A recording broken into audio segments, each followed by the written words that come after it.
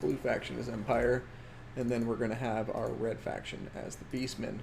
Tends to be a pretty even matchup. I think the Beastmen have some really strong options here, though, and can be quite a pain in the ass for the Empire if they aren't prepared. Now, starting with the Empire, for the infantry line, we're going to see a couple of unbreakable units, so 2 flagellants as well as the Sigmar Sons. We're going to have 2 halberds, and then some swordsmen, along with 2 spearmen as well. Now for the range units, we have some Free Company militia, handgunners, as well as a single unit of archers that I can see. We're also going to have some cavalry in the form of an Empire Knight on the left flank and 1 Empire Knight vanguarded over here on the right flank. And just kidding, this one is not an Empire Knight. It is going to be a Reiksguard, the next step up. Now, for the heroes and the single entities, we're going to have a warrior priest with the Shield of Faith, Hammer of Sigmar, Benediction, as well as the Banner of Eternal Flame. And then we're also going to have a steam tank over here. This steam tank is going to be unbreakable artillery piece. It's causing terror, and it's beautiful.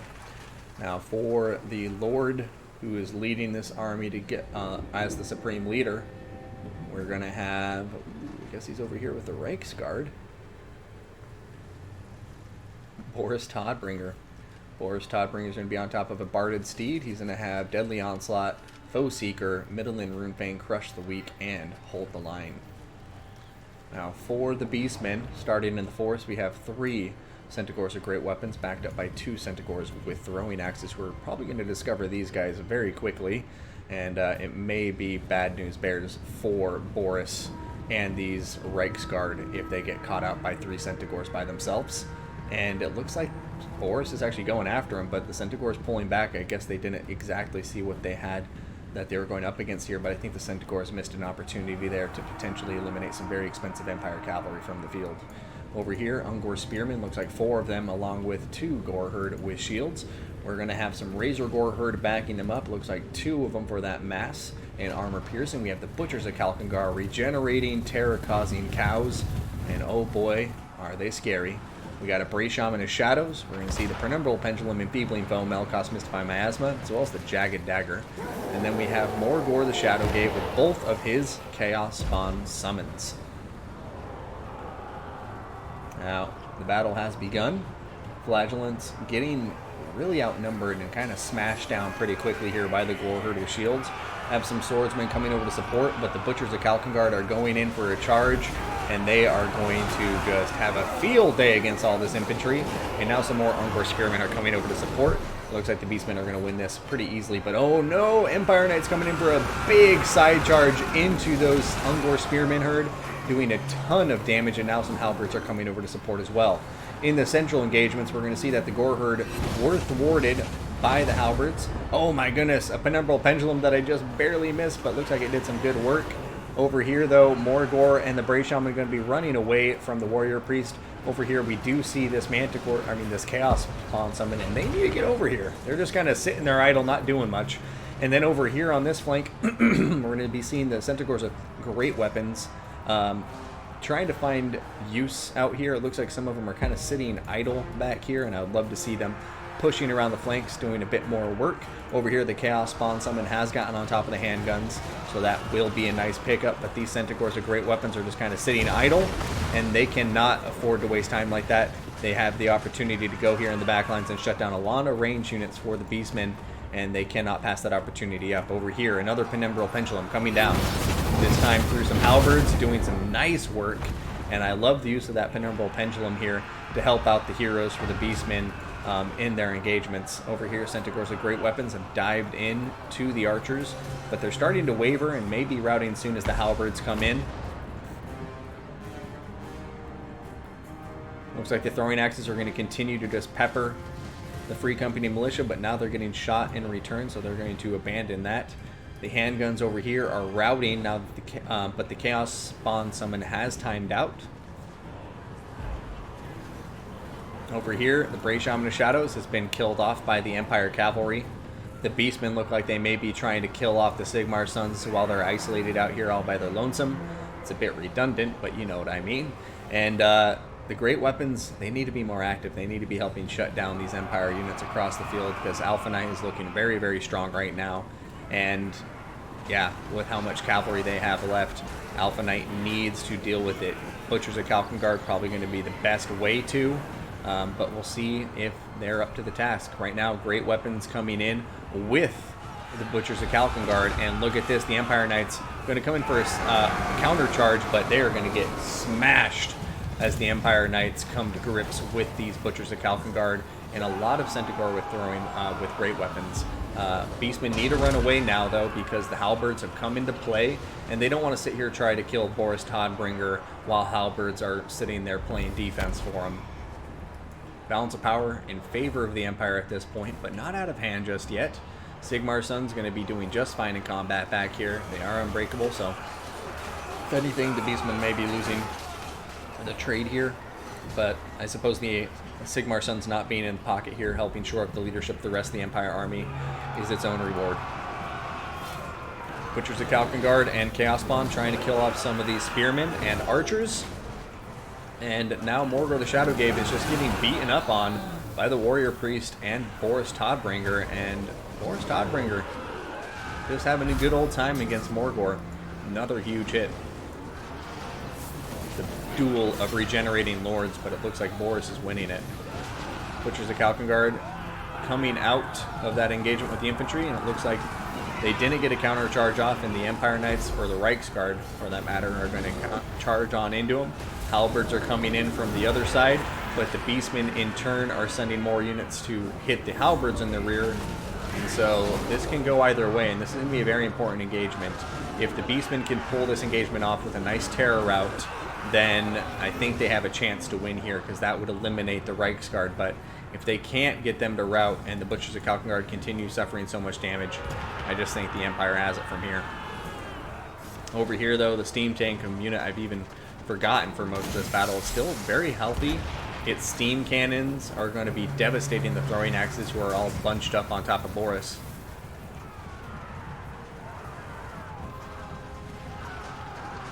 Now they're going to start throwing their axes into the steam tank, a nice target.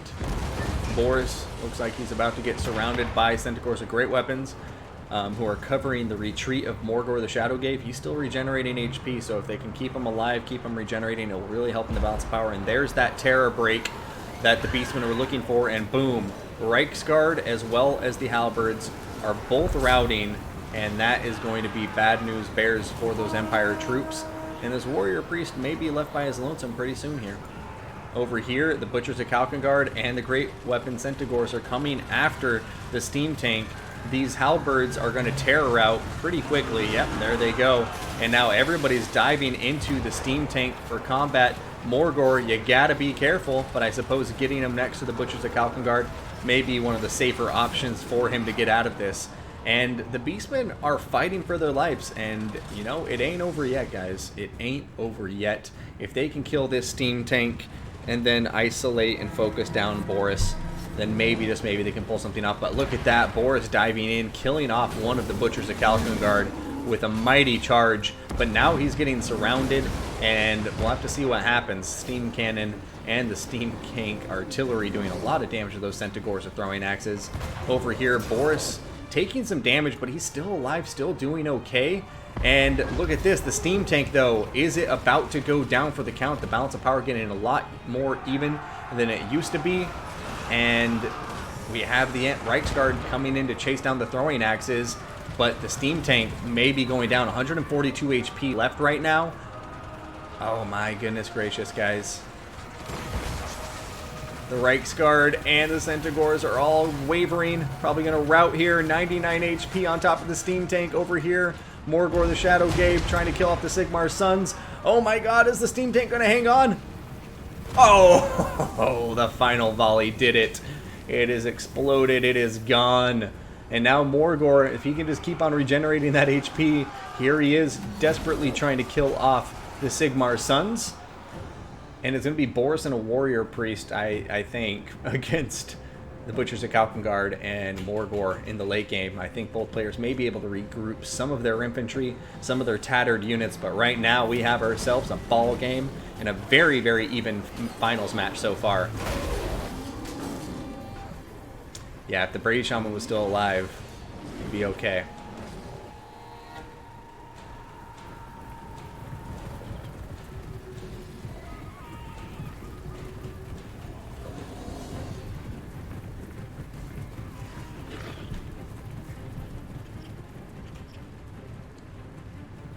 Alright, balance of power pretty squarely in favor of the Empire right now.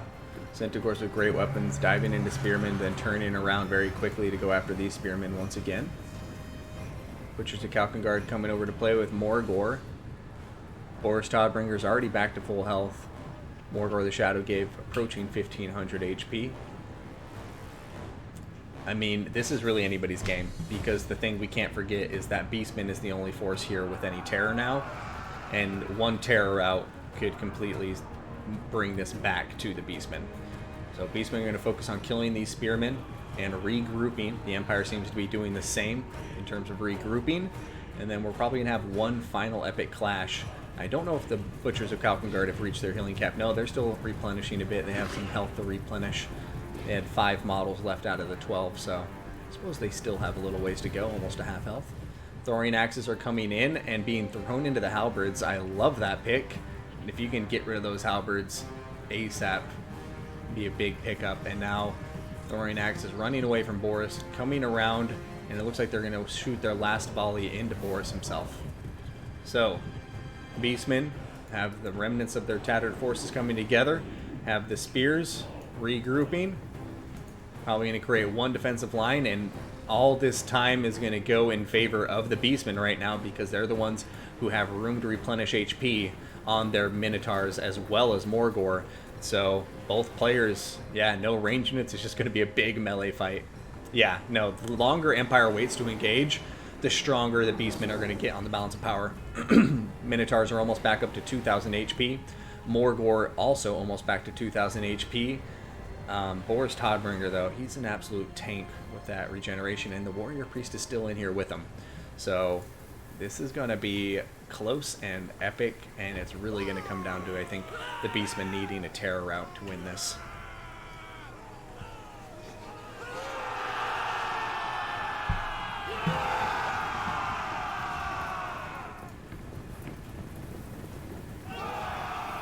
All right. Boris is chasing down the throwing axes. The Beastmen forces look like they're going to be rushing into the Warrior Priest.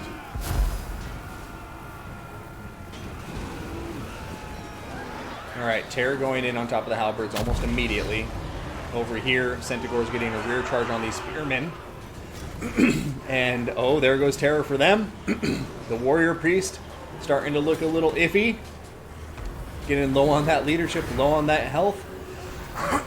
Can the Empire do this, or is the Beastman going to win? There goes the Terror out on top of the Warrior Priest, and now it's going to be Boris versus the world. It's still giving him the balance of power advantage, guys.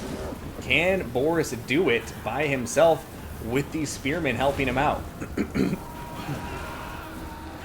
Butchers of Kalkengard starting to cleave away at these Spearmen.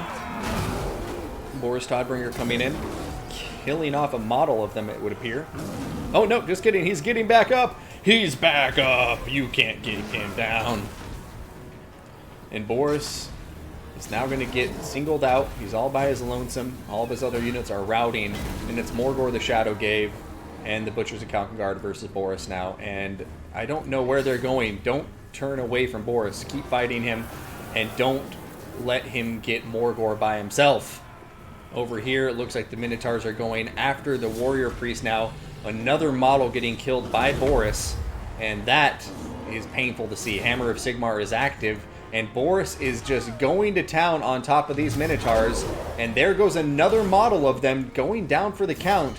This Warrior Priest wavering, and it looks like he's going to get killed by Morgor with a nice headbutt, and there goes another model of the Butchers of Kalkengard, and it is just Morgor the Shadow gave taking on Boris Todbringer with a single Minotaur remaining. Will they be able to do it, or is Boris going to win this? I have no idea, and I'm not putting the balance of power back up.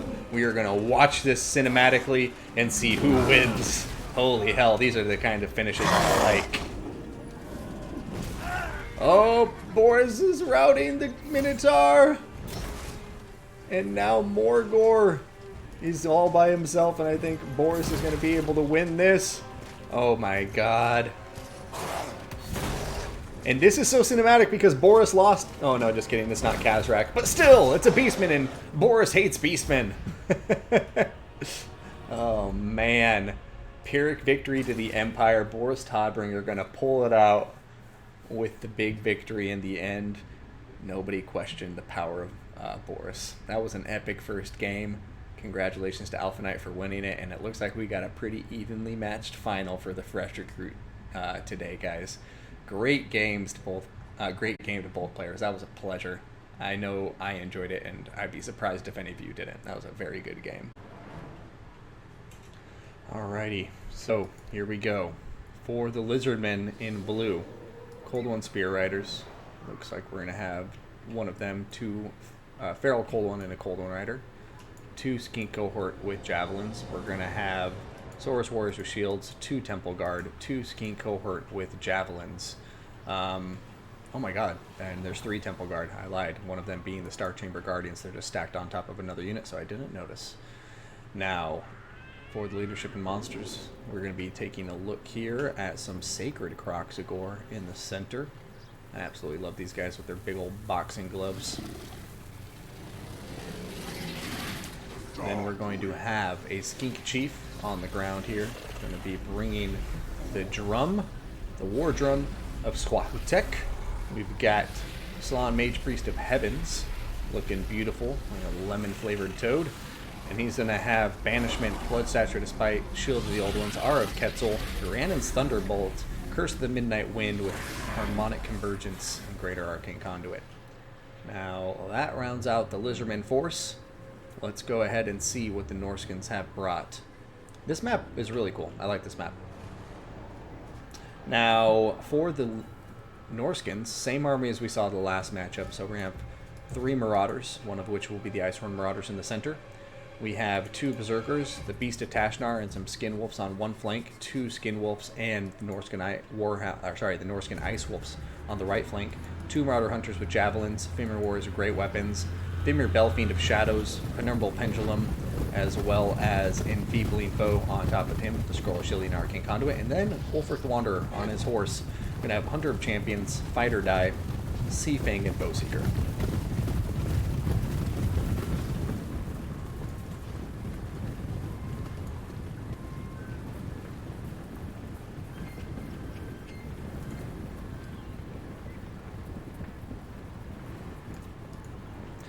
Okay, Wyatt Face, no need to get butthurt about the map being changed.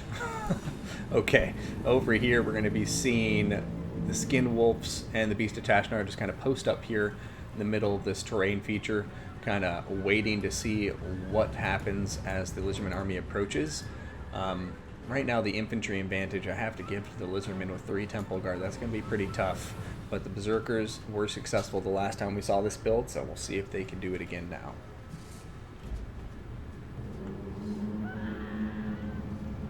Yeah, Salamander hunting packs are very good against Norskin. I'm surprised by that too.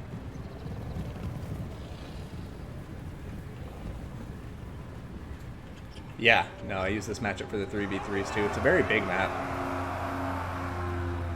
Alright, Icehorn Marauders and the Marauders diving in. Oh, look, the Icehorn Marauders are going to get a free charge into the Temple Guard too. That's always nice. And there goes the Sea Fang. Or the Penumbral Pendulum, I mean. Oh, doing very, very nice work against the Temple Guard. And, yeah, this is a very strong start for the Norskins. Over here, a Sea Fang now going through. Doing a touch of damage, but not as much as the Penumbral Pendulum did initially. Javelins getting thrown in, a Banishment getting cast down.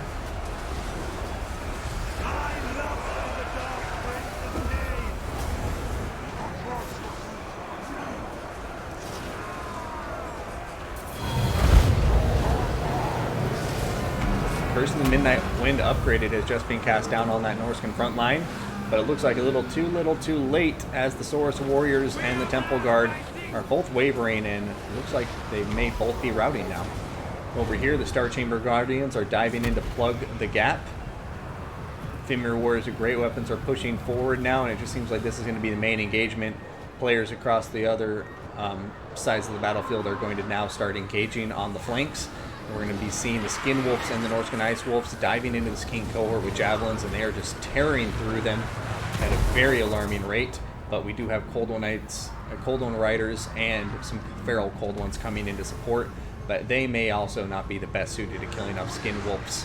And these guys over here, I'm guessing they knocked something down and it created that weird black cloud for a moment. Coming over here, we're going to be seeing Slann Mage Priest to Heavens getting way too far forward. And now he is taking a ton of damage from the Marauder Hunter Javelins. Penumbral Pendulum going down on top of the Star Chamber Guardians. And look at this, the Slann Mage Priest is now getting hit by the Ephemeral Belting of Shadows, and he may be going down for the count right now as Ephemeral Warriors with great weapons are pouring in and maybe pinning him in place.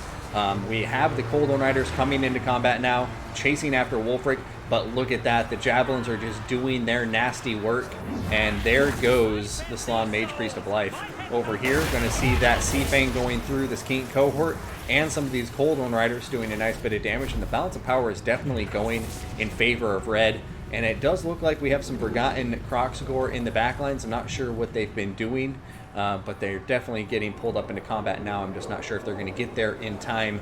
And now we're seeing a big flank coming in from the Norscan Skin Wolves and Ice Wolves. And this could be where they put the nail in the Lizardman coffin.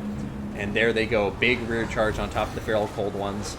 The Star Chamber Guardians doing a lot of damage, still hanging out there in combat, but Lizardman army is starting to look pretty tattered at this point, especially without their Slann on the battlefield anymore.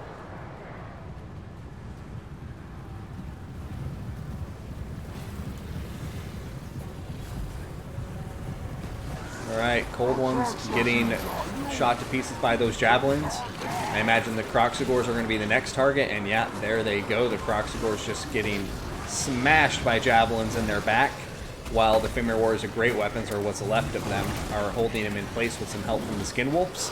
But yeah, Snaker Kroxigor going down to the Javelins. Rough stuff.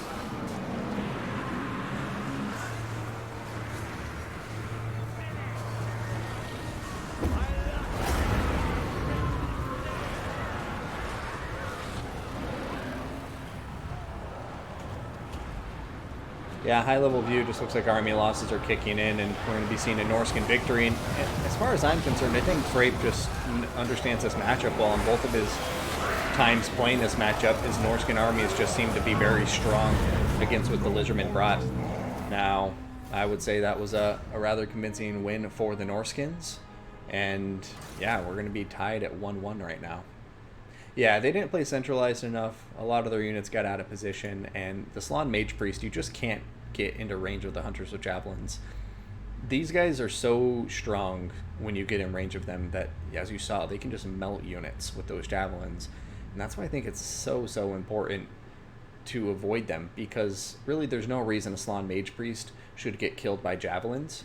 And not saying that to be harsh or anything, but they do have very short range, and so you should definitely be taking care to keep your important units like a Slann, who's not that tanky, away from the frontline engagements where those Javelins can snipe them down, because yeah, those Javelins just were tearing through so many greenskin units. And absolutely agreed with the comment in the chat there that they needed to be a lot more centralized, keep their army together. It seemed like they kind of got pulled apart, and you know, that's one of the things that you just work on as a player. And you know, both of these guys clearly playing at a high skill level, especially for the Fresh Recruit tournament. So excited to see what happens in round 3 here. So starting with the Skaven, very large army here. Looking at the model count, they outnumber their opponents by just over 2-1. Going to have Clan Rat Spears, Clan Bulk and Tail Slashers, Clan Rats with Spears, or with Shields, Clan Rats with Shields, more Clan Rats with Shields, so a total of 5 Clan Rats with Shields. Looks like 1 Clan Rat with Spears. No, I lied. 2 Clan Rats with Spears, 2 Skaven Slave Spears. The Council Guard Storm Vermin. We're going to have, looks like some Plague Monks back here. Oh, I love them, I love them. And then we're also going to have a second unit of Plague Monks over here, supporting the Gracier of Ruin, who will be on foot. He's going to have Scorch, as well as Death Frenzy, Howling Warp Gale with Warp Lightning. He's also going to be bringing the dreaded 13th spell. Hell yes, always happy to see that. We got Warpstone Scroll and Arcane Conduit. We have some Poison Wind Mortars here in the center. Got Poison Wind Globadiers in the center front line. We have some Warp Fire Throwers over here to the right. And for the rest of the army, I think it's just going to be an Assassin. And this Assassin will have Assassin's Trophy as well as Slippery. Oh, Rattling Guns as well. Missed the Rattling Guns. Can't miss them. And we have some Rat Ogres with this Clan Rat Spears over here on the far right flank. And then some Rat Ogres over here supporting the Clan Rat Spears on the left. Okay, for the Warriors of Chaos, a different Chaos faction than the Beastmen, we are going to have Warhounds over here, Poison and regular Warhounds vanguarded in the forest. Looking to compromise the Skaven backline and range units, no doubt. We're going to have 2 Feral Manticores, one on the right flank, one on the left. We've got a whole lot of Chaos Spawn. Love this here. Going to see 4 Chaos Spawn. And there's going to be Chaos Marauders, looks like 4 of them, with the Mirror Guard ROR Chaos Warriors. In the back line, we have 3 Marauder Horsemen for that skirmishing potential. And then Sartorial, the Everwatcher, Unbreakable, crazy high missile resistance at 50%. And he is going to be bringing Syrian Doom, Final Transmutation with the Scroll of Power, Arcane Conduit, and Standard Die.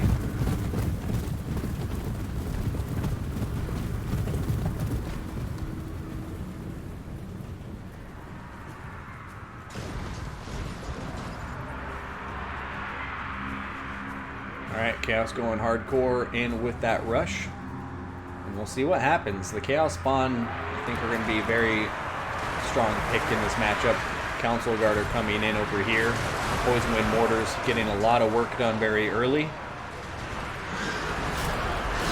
And Sartorial, a huge charge into Clan Wolf and Cell Slashers. Death Frenzy has been popped on top of these guys, and they're doing a lot of work. However, checking in on the other engagements, it looks like actually it's going pretty evenly across the board. You know, we're going to see these Chaos Spawn in combat with Rat Ogres and Clan Rats. Warp Fire Throwers are going in, but it seems like they may be doing a bit more friendly fire than they want to be doing. But those Chaos Spawn are melting away as a result. Over here, Rattling Guns firing into the Feral Manticore. The Feral Manticore rampaging and getting a Howling Warp Gale to pin him in place up there in the air. That's a huge problem for the Chaos Forces right now. Over here, it does look like the Chaos Forces are going to be able to overwhelm this flank soon, but Skaven are looking pretty strong in the initial engagements across the board right here, but we'll see if they can keep up that momentum as a lot of their units are starting to waver and rout, and those Manticores are still going to be a problem. However, it looks like he may be able to eliminate this Manticore as long as he keeps that pressure up. However, second Manticore going into the Rattling Guns. Chaos Spawn are coming in here now. Council Guard, who are very healthy though, are in here to intercept the Chaos Spawn and the Manticore, allowing the Rattling Guns to pull back to safety. So we will see what happens in just a moment there. But over here, Terror kicking in on top of the Warp Fire Throwers. The Mirror Guard, who are very, very healthy, are pushing through the Skaven front line. We have Plague Monks over here tying down these Chaos Spawn, doing a lot of work. And then over here, the Manticore is going after the Gracier of Ruin. Gracier of Ruin, I wish I could see your health because, okay, there it is. Yeah, he's taking a lot of damage right now, and Sartorial's coming over with a hit too, perhaps. Oh, no, just kidding. Sartorial's going to ignore him. Alright, there goes the Terror route, and bada bing, the Gracier is in a lot of trouble right now. Over here, Skaven in the backline are starting to regroup. They aren't being chased off the map completely, but look at this. Warhounds coming in, the Poison Warhounds getting on top of those Clan Rats. And then, if they're used wisely, I want to see him go after here, take out the Poison Wind Mortars and the Warp Fire Throwers so they cannot come back and cause problems for Chaos in the late game here. However, that Manticore has just been shattered. This Manticore is wavering and routing now. And those mortars are opening fire once again, doing a ton of work. And look at that, the Mirror Guard are down to next to no health. These Warhounds, though, chasing the Gracier, a nice pickup, and they should be able to take him off the map. Meanwhile, over here, we're going to be seeing these Chaos Warhounds coming towards the Warp Fire Throwers. It looks like they're going to be able to get on top of them successfully before taking too much damage on the approach. But Skaven's still going to be in a position where they can win this. Both of the Manticores have been dealt with. There's one that may come back, but it's a slim chance. Sartorial is still very healthy, so that's going to be a problem for the Skaven, especially with that terror that they really don't want to be dealing with. But the balance of power is starting to go further and further in Chaos's favor. So we'll see what happens as this battle progresses, but I do think Skaven lacking that Lord is going to be a problem. And as long as the Assassin gets dealt with, then I think Chaos got this in the bag, because then there's really not too much to deal with Sartorial. Yeah, the Council Guard can do it, but Sartorial is very hard to pin in place. He has 50% missile resistance, so as you can see, the Rattling Gunners are going to be able to slow him down and do some damage over time. But all in all, he's pretty good at resisting that damage. And then we also have the Horsemen, who are actually still pretty healthy and very high on ammunition, so they should be able to come in here and start helping with the skirmish engagements as this battle progresses. Chaos Warhounds with poisons getting on top of the Skaven Slave Spears. Probably not the best combat for them, but it looks like they're going to be okay as long as they don't overdo it and stay in combat too long. Sartorial coming in here for a charge, looking like he might be trying to terror out these Skaven slaves, and there goes the terror out. And now the Skaven are just running out of units to protect their Rattling guns. Chaos doing a very good job of peeling this army apart and getting at its chewy center. Over here, Final Transmutation getting cast down. And there it goes. Final Transmutation upgraded on top of the Assassin and the Rat Ogres. And that looks like it's going to be the straw that breaks the camel's back, as all the Skaven units minus the Council Guard are now routing and army losses have kicked in.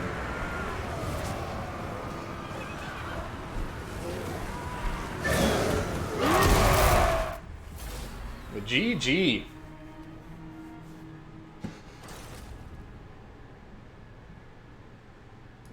Yeah, it was a very good game. The Skaven played that very well. Had a lot of good plays, got a lot of good damage out. They eliminated the Manticores quite quickly and effectively. I would give them a lot of credit there. And they also deleted a lot of the Chaos Spawn. I don't think there's any Chaos Spawn alive at the end of that battle. So I think that was a very good game, very close game. And Frape just pulling it through in the end there. And I would honestly attribute a lot of that to the Warhounds being available in the late game. The Warhounds, ton of kills, able to chase down those Skaven units, route them off the map, and that always helps so much in a matchup like this. And of course, Sartorial, just being the boy he is, he's so wonderful. But a great game, and it looks like Frape is going to be going up 2-1, and it's match point for him. If he wins this next one, he takes the best of 5 and becomes the newest Fresh Recruit League champion. But yeah, 356 kills between the two hounds. It's pretty insane. It's very, very cost effective. All right, ladies and gentlemen, here we have it, match point for Frape. He's bringing the Toon Kings as the red player, taking on Alphaknight, who has 1 point on the board. And he's bringing the dwarfs. So, starting with the dwarfs. I like the dwarfs. I'm not going to lie. I've grown to like them more and more the longer I've played this game. Not that I'll ever play them competitively, but they're just a wonderful faction.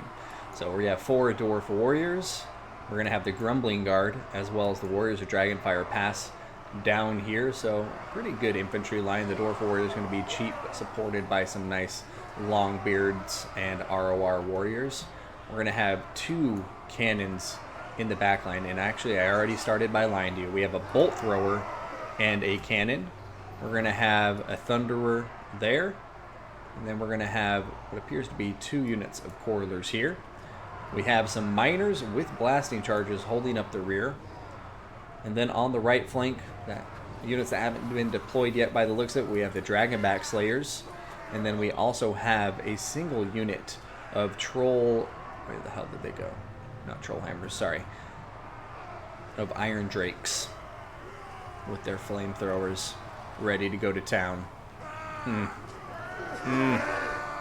These Warriors of Dragonfire Pass look so beautiful. Going to have a Runesmith with the Rune of Negation and the Rune of Wrath and Rune. And then we're going to have Grombrindle, the White Dwarf, ladies and gentlemen. He's going to have Flash or Smoke Bomb. He's also going, oh sorry, it is Flash Bomb. He has Foe Seeker, and Grombrindle has No Fear to give that unbreakable trait to his units map wide for 32 seconds.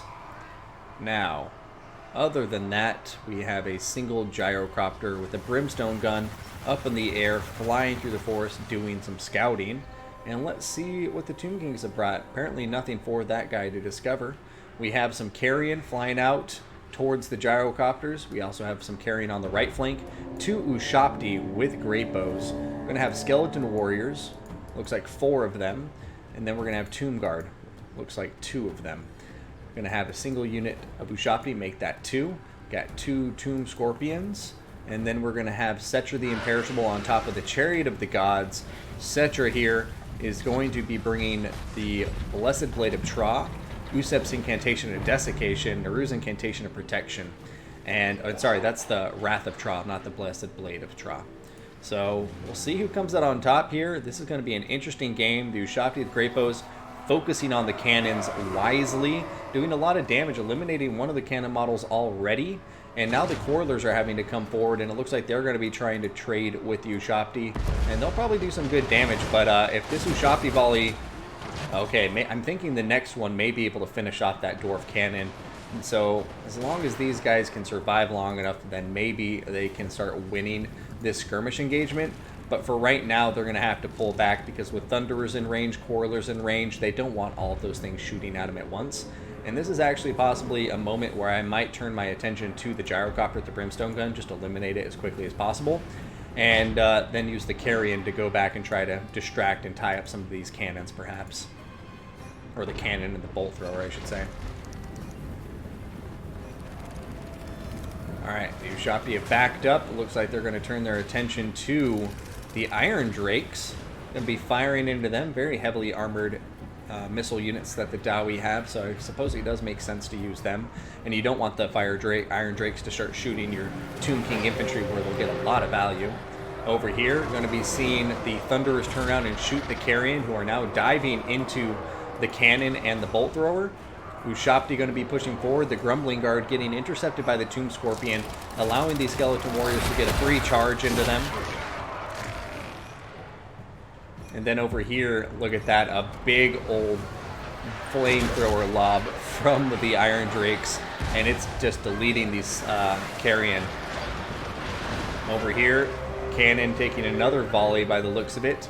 Carrion going to be getting right back up in the air, and we'll see what happens. They weren't able to kill them off there, but able to do some good damage. Right now, the Quarrelers are going to continue firing, and as I mentioned earlier, I think to one of the players asking, you can see the Quarrelers kind of lobbing their shots over. It looks like these guys are actually focusing on the Tomb Scorpion. But right now, it's looking pretty even. I think the Dwarves have done a good job taking out a lot of key units. The Tomb King infantry doesn't seem like it's really cutting it in order to break through this Dwarf front line. And as long as the Tomb Kings are not pushing through the front line, it's allowing the Dawi missile power to really make their presence known. The Quarrelers, the Thunderers, Iron Drakes even, and especially the artillery. But now we have the Carrion diving into this crew again. This time, this time nothing has come to rescue the Bolt Thrower crew. So we'll have to see if the Dawi react before that crew gets knocked offline. Gyrocopter with the Brimstone gun has been routed by the Carrion.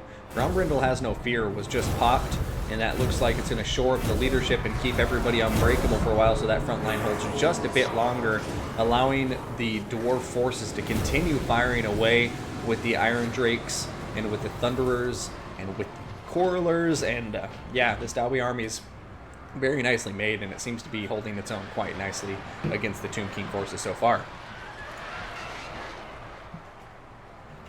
There we go, Dwarf Warriors terror routing. These Dwarf Warriors are routing. Ushapti should be freed up now, maybe to come over and help against the Grumbling Guard. The Grumbling Guard doing okay. These guys are tough bastards. They're immune to psychology, and they're done a lot of damage to the Tomb Scorpion. But now the Ushapti is coming in to support, and that's a big side charge. And they're going to start cutting their way through the Grumbling Guard, especially now that there's some Tomb Guard coming in to support from the other side. Meanwhile, Ushapti on this side, crumbling out of existence. The Warriors of Dragonfire Pass are on top of them. Setra the Imperishable, though, still doing okay. Rune of Wrath and Ruin is on top of him, but Naru's Incantation is also on top of him, giving that 44% physical resistance. And he should be able to get out of there relatively unscathed as soon as he gets out of the reach of those Thunderers. Ushabti with great bows, still healthy, but getting low on ammunition, and they're choosing to use that ammunition against the Iron Drakes. We will see how they do. Over here, though, we're going to be seeing the Dragonback Slayers, and I'm sorry, these are the Warriors of Dragonfire class, not the Slayers. So the Dragonback Slayers are still very, very healthy, and that is going to be a problem for the Tomb Kings as this battle continues and gets into the late stages here, where these unbreakable anti-large units are going to be just so valuable. And Cetra the Imperishable just taking a lot of damage. He needs to be much more respectful in keeping his distance from these Thunderers, as those guys are just laying down so much damage every time he gets within range. However, Tomb Guard are on top of the Thunderers now, and Tomb Guard are going to completely outclass these guys. The Thunderers are going to turn around and start trying to run away, but the Ushabti with great bows are also going to be firing in at him. However, we're going to see a big volley of blasting charges from the Miners who've just been sitting back here in reserve, and it's going to do some nice damage and kind of scatter some of these Tomb King forces. And then now it looks like the Thunderers are going to stop. So are the Dragonback Slayers, surprisingly enough. That second volley of blasting charges also doing some good damage, and it looks like the Thunderers may be going down for the count pretty soon here. And oh no, the Tomb Guard, a beautiful flank shot from the Iron Drakes, doing so much damage, but this is still such an even matchup. The Tomb Kings have both of their Tomb Scorpions online. The Ushabti summon has been popped, but it is running out of time and should be out of existence pretty soon here. The Dwarfs still have the Dragonback Slayers and Grombrindle, the White Dwarf, which you can never count out. Grombrindle is an absolute monster, and a few good hits from him after a flash bomb on Cetra the Imperishable could completely change this battle. And right now it is dead even between both players. An absolutely crazy match we are witnessing unfold. Tomb Guard, the two units here, one of them is going after the Iron Drakes, getting burninated the entire way on the approach. Over here, we're going to see one of the Tomb Scorpions getting chased down by Grombrindle, the White Dwarf, with the Dragonback Slayers and the Miners. And they're actually getting shot too by these Quarrelers, but its charge there going to be nicely allowing it to pull out of combat. Over here, Cetra and the other Tomb Scorpion are going after the Quarrelers. Looks like Terror's going to kick in. And now these guys need to get out of here before Grombrindle shows up. And Grombrindle is on his way. Alright, we're going to be seeing the Warriors of Dragonfire pass killed off. Looks like the Longbeards, the Grumbling Guard, have already been eliminated. Tomb Guard are getting on top of the Iron Drakes, and the last of the blasting charges have been discharged. There goes a Rune of Wrath and Ruin, but I don't think Grombrindle's going to be able to capitalize on it.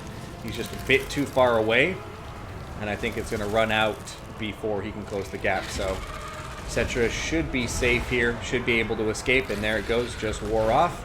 And now the Ushabti, including the Great Bows, are coming in to support this Tomb King army in melee combat, but the balance of power is starting to go to the Dwarfs, I dare say.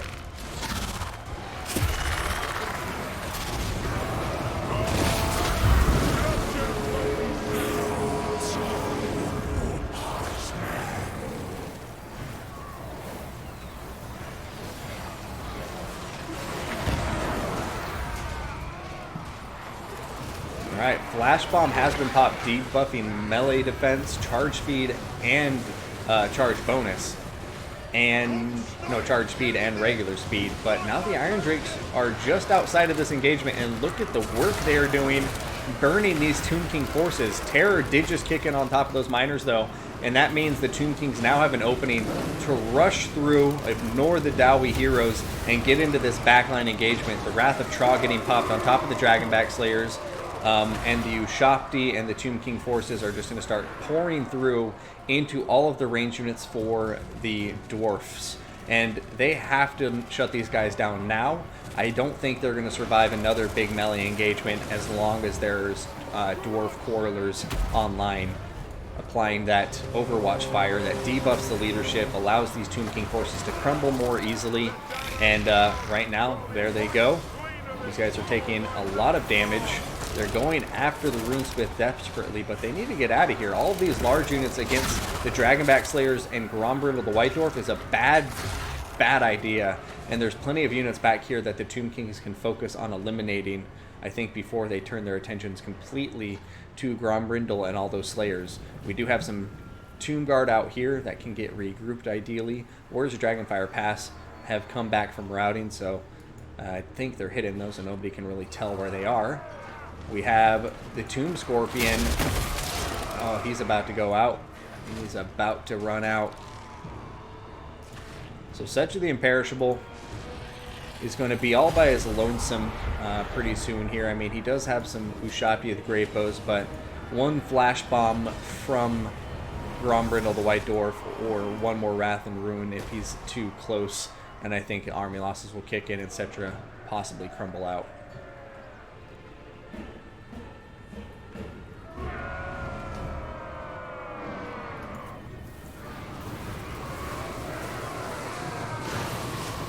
Oh, some friendly fire there from the Iron Drakes. Flash Bomb going down. Naru's Incantation of Protection is on top of Setcha the Imperishable, though. He is turning around, trying to run away. There's only one Iron Drake left. And those Ushabti of Great Bows are getting killed off, but there it goes. The Rune of Wrath and Ruin has worn off. And now Setcha is looking for a unit to charge.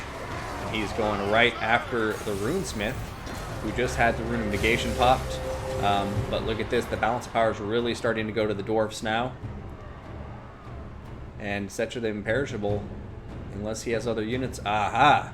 He has some Tomb Guard that need to be coming over here, getting into combat. I wouldn't fault them if they regrouped, but it looks like Setcha's going to just continue staying in combat here with the Iron Drake. And I say Iron Drake, singular, very much on purpose, as he is all by his lonesome, getting knocked around by the big old bully Setcha.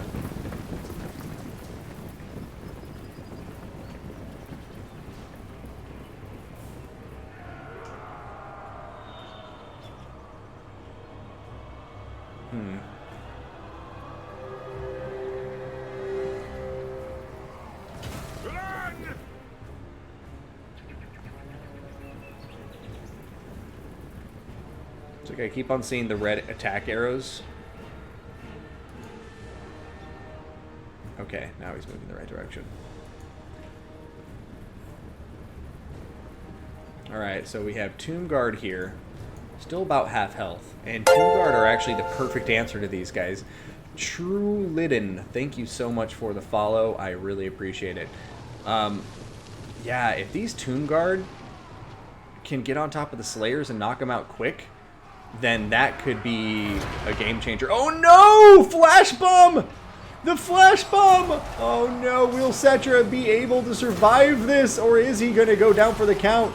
Taking a big hit to the back. He's trying to run away. I don't know if he's going to. Another big hit. There he goes. He's finally made it through. He's going right after the Runesmith. That single Iron Drake still doing so much work for him. And the Tomb Guard are going right into the Dragonback Slayers. And this could go either way, guys. The Tomb Guard are higher on leadership. They are tough as hell. And they're going to be very well suited to killing off the Dragonback Slayers. And now Setcha knows at least that there's no more Flash Bomb active for a minute.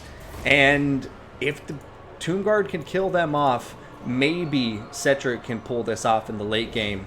But not killing off the Runesmith is probably going to cause some problems. If he can kill off this unit of Warriors of Dragonfire Pass, that would be wonderful. But oh no, the Bolt Thrower is back online!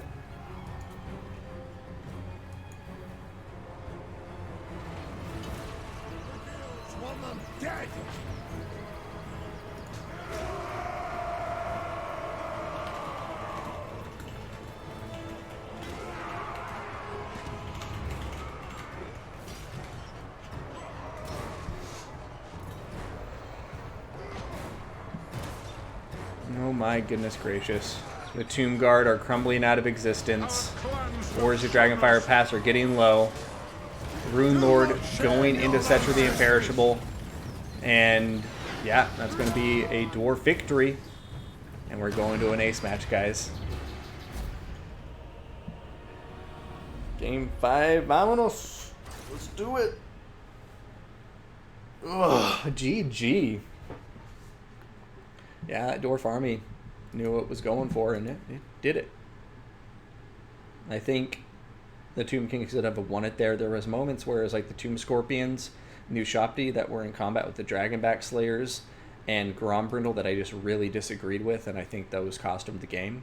Especially because in the late game, there was one more unit of Tomb Guard that was still pretty healthy, and when you have options like Tomb Guard, I would just recommend avoiding Grombrindle and the Dragonback Slayers until the Tomb Guard are nearby so they can help kill the Slayers, allowing these Tomb Scorpions and Ushoptis to shine.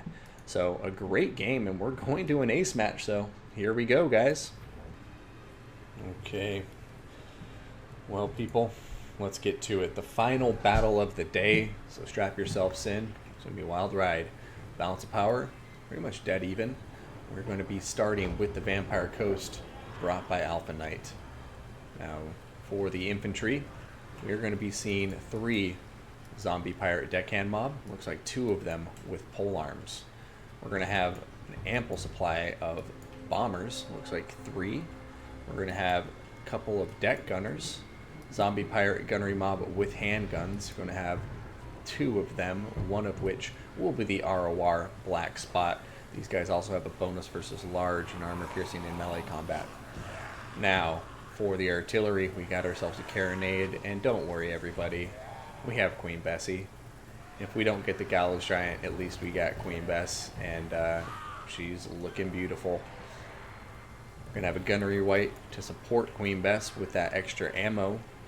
And then it looks like there's a couple of other abilities here too.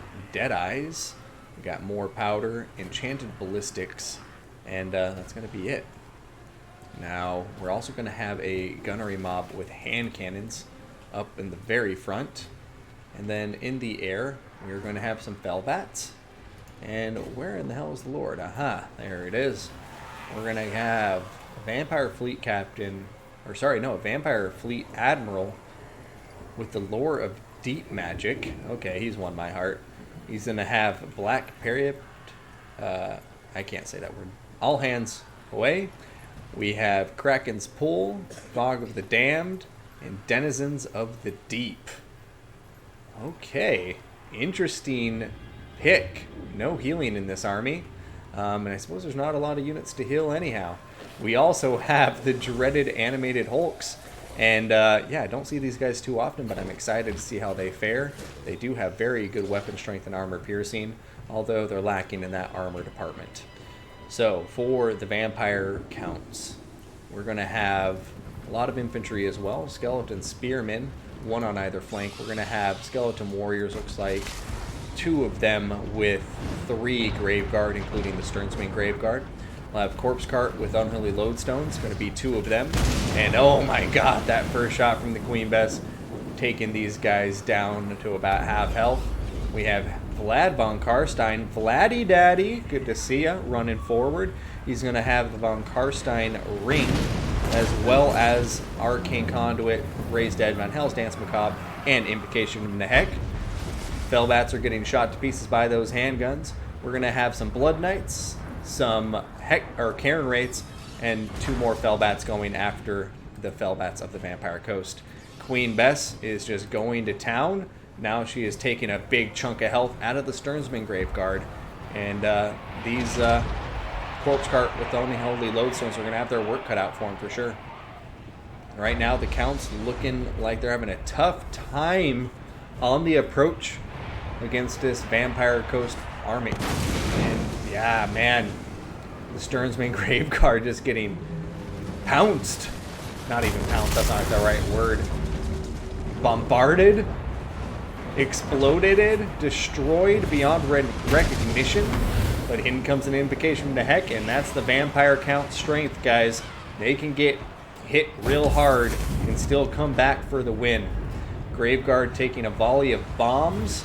They're finally closing the gap, but they've taken a lot of damage on the approach. And right now, the Vampire Coast is sitting with a very comfortable lead in the balance of power as we approach the first minute mark, or second minute mark of this battle. They're going to win the aerial combat, but the air units in the cab need to come over here and get into position to actually support the rest of this Vampire Count army. Otherwise, they're going to get shot to pieces and killed piecemeal. Right here, another direct hit on top of the Graveguard. It's just been doing so much damage.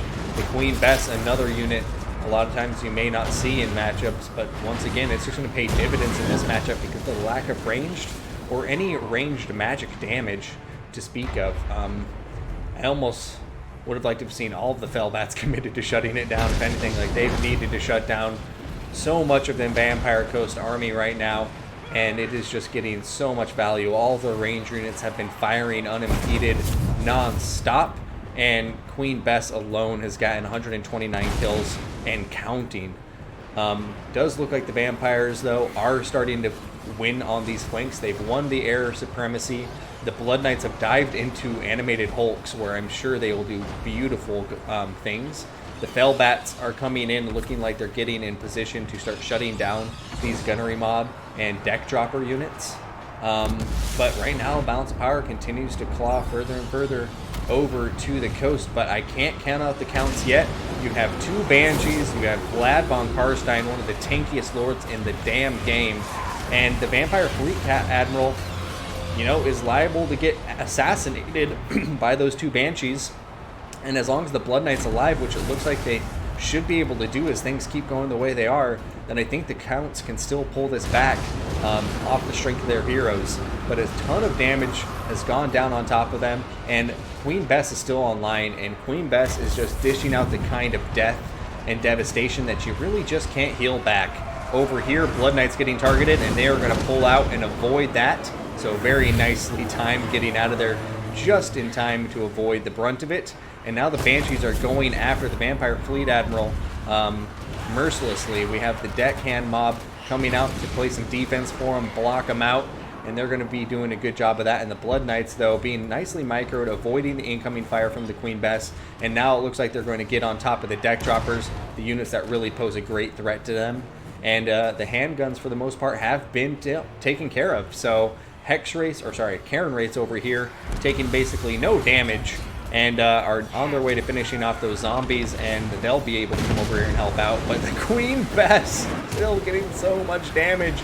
But look at this. We have Denizens of the Deep getting casted, and oh, it got canceled. Looks like it got knocked back a bit. But we should be seeing that summon go down. But oh no, the Banshees, they're not letting up.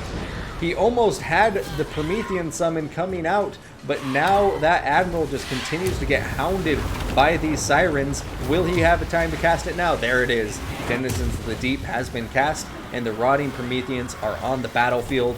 These guys need every last unit they can get because the Vampire counts are just starting to overwhelm the line, and in spite of an incredibly strong start from the Vampire Coast led by Alphaknight, it looks like Frape is coming back with a vengeance, and we're going to see the Counts possibly overwhelm this army from here on out. The balance of power is significantly against the coast right now. Queen Bess has done God's work, but she is now getting besieged by Blood Knights, and just looks like it's going to be going to the Counts from here. But man, oh man, I thought it was going coast there for a hot minute. They were dominating in the early stages of that, but the Vampire Counts doing what they do, and that's just tank damage and pull through for the big W.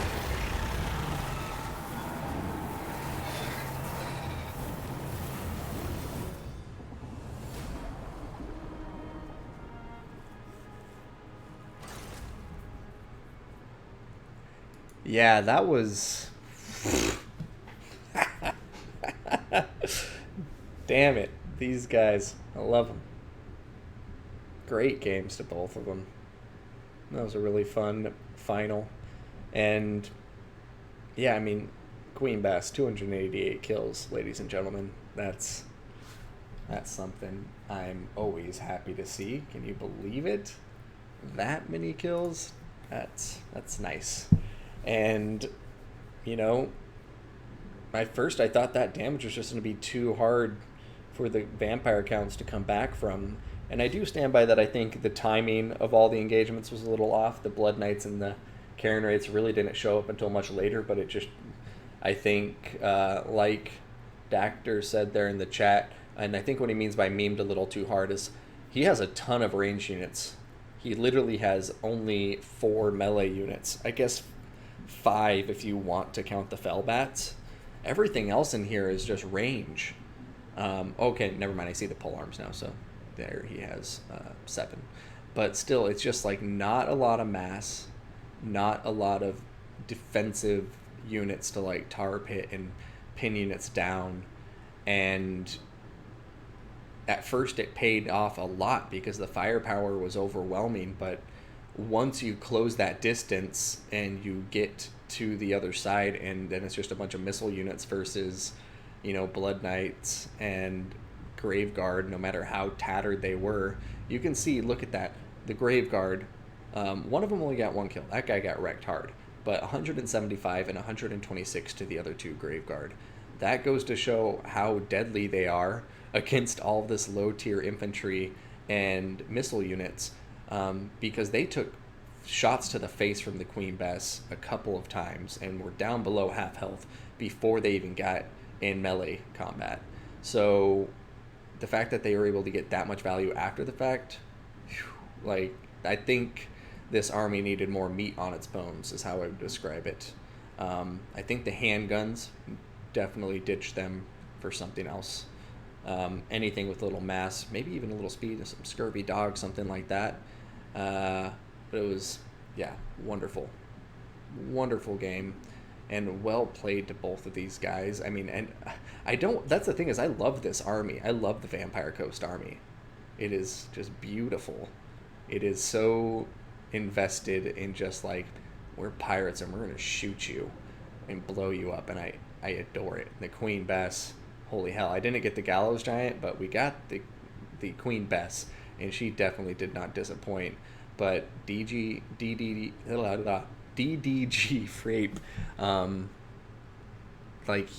the win conditions there, like, looking at this battle in hindsight, he won it pretty much from the beginning. Not saying this battle was lost in the drawing board, but in hindsight, when I'm looking at this, I'm like, oh god, Vlad and 2 Sirens, or Banshees, I mean, coming after your Vampire Admiral and a Gunnery White, like, this army was really not prepared to deal with those 3 tanky heroes.